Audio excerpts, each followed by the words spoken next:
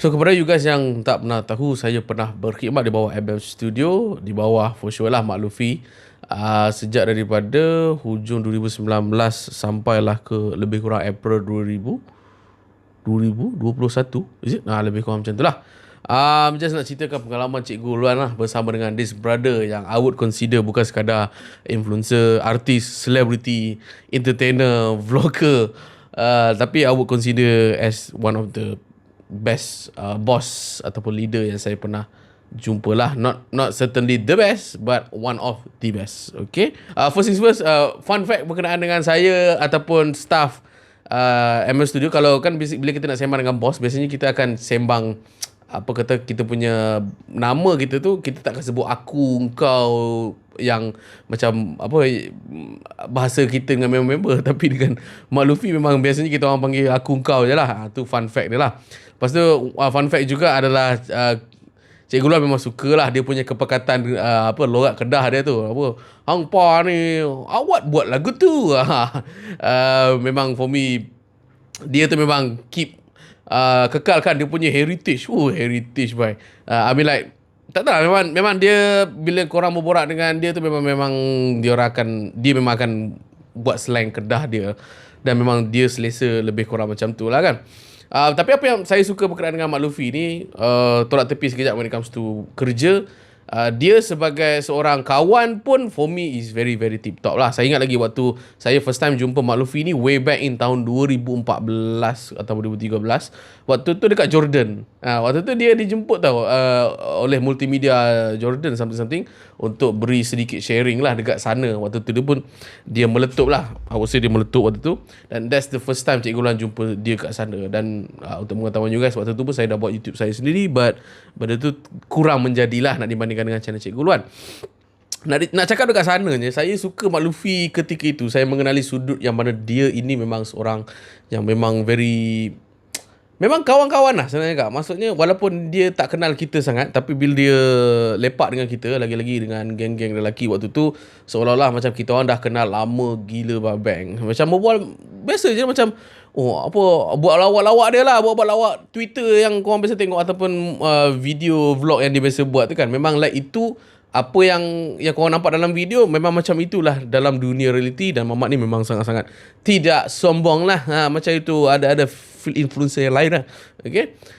Satu lagi benda yang saya suka adalah the randomness yang Mak Luffy sentiasa buat dekat kita orang lah. Ada baru-baru ni, tahun lepas mula-mula saya kena COVID, dan sehari selepas saya dah habis kuarantin tu semua, tiba-tiba dapat call ke WhatsApp daripada Mak Luffy. Dia cakap, hang duduk mana? Kajang lah. Saya cakap kat Kajang lah. Jumpa aku Sat. Cakap, boleh je dekat depan rumah aku, kat kedai mamak, boleh.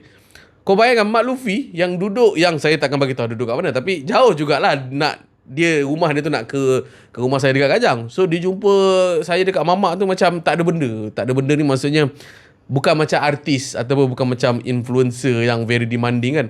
Datang-datang bukannya ada macam hajat something like biasanya kalau orang jumpa kan, influencer nak jumpa kau maybe sebab dia ada hajat, dia nak tukar servis dengan kau, dia nak barter dengan kau something lah for business purposes. Tapi literally hari itu memang Mak Luffy memang nak jumpa saya sebab memang dia nak jumpa saya saja, lepak-lepak. Saya pun tak tahu kenapa, sampai sekarang saya pun tak tahu kenapa dia nak jumpa saya lah. Tapi lepak memang gelak, huha. Lepas tu sometimes deep into this philosophy punya conversation lah. What's life, apa filosofi dia ketika ini, dulu kau macam mana, sekarang kau macam mana. Very very charming guy lah. Dan semalam lebih kurang Jumaat 17 Mac saya dipanggil semula lah untuk tambah konten untuk shoot video ML Studio. Pun sama juga, kita orang spend time lebih kurang 2 jam jugalah, up to date cerita-cerita, sama ada personal ataupun on the business level punya ni lah kan. Dan memang very very random lah this guy. I think very very charming also. For sure lah, dia memang mamak handsome kan, mamak Korea gitu. Macam aku tak tahu sebelum dia kahwin, like akhwat lah. Ni akhwat yang belajar Islamic Studies kan kat Jordan. Ada satu session tu memang nak kena tengok gambar kan. Ada session tengok gambar, dan dia bahagikan antara session lelaki dan juga session perempuan. So it's different lah. So waktu tu memang saya nampak macam, akhwat kita ni memang sudah tidak ada akhwat tu lah bila tengok gambar dengan Mak Luffy. So just nak cakap yang memang Mak Luffy ni memang seorang yang handsome lah.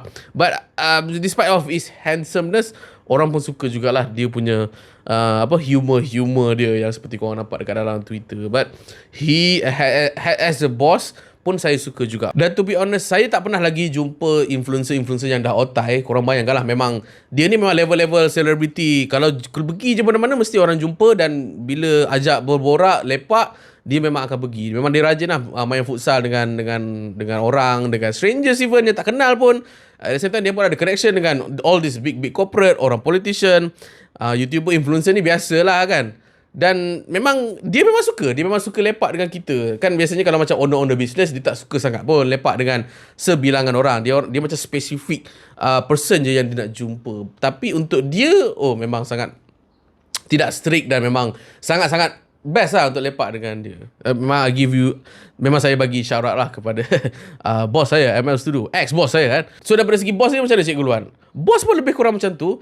Walaupun saya cakap saya ataupun pekerja memang nampak member dengan dia, but still kita orang bila habis, when it comes to timing contoh kan, let's say lah kalau saya makan tengah hari dengan dia daripada pukul 1 sampai pukul 2, lepak gelak-gelak menyakat sana menyakat sini. Tapi bila dah pukul 2, dia terus bangun daripada tempat makan tu, kita orang terus bekerja balik. Maksudnya kita memang ada sense of respect terhadap dia lah. Sama juga bila habis bekerja, kita orang ML Studio ada punya working hours lebih kurang 11 pagi sampai pukul 7 macam tu. Pukul 7 tu memang dah angkat punggung, malah kita orang tak dibenarkan untuk bekerja lebih masa lah ketika tu. Sekarang saya tak nak sure. But Mak Novi ni memang jenis clear cut. Hang nak gelak lah. Tapi aku just nak hang deliver waktu tu lah. Saya sebagai video editor waktu tu, satu video satu hari. So kalau tak deliver satu video satu hari, hang pun ada problem lah.